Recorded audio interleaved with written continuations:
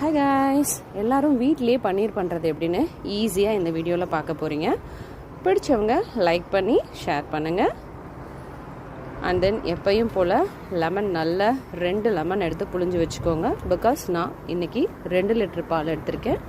என் வீட்டில் இருக்க பால் சைனாவில் ரொம்பவே க்ரீமியான பால், அதனால் எனக்கு நல்லாவே பன்னீர் இதில் கிடைக்கும்.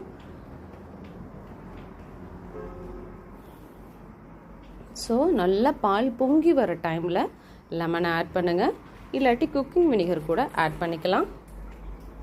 ஆட் பண்ணும்போது தானாகவே திரிஞ்சு வரும். அந்த 1 நிமிஷம் அடுப்பு எரியலாம், தப்பில்லை.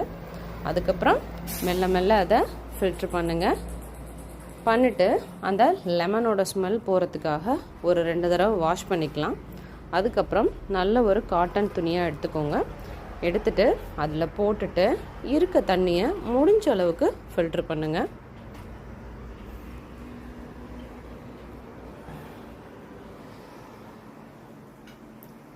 சைனாவில் எங்களுக்கு பன்னீர் கிடைக்கிறது ரொம்பவே கஷ்டம். ஏன்னா இவங்க சோயால மில்கில் பண்ண டோஃபுன்ற ஒன்று தான் இவங்க யூஸ் பண்ணுவாங்க.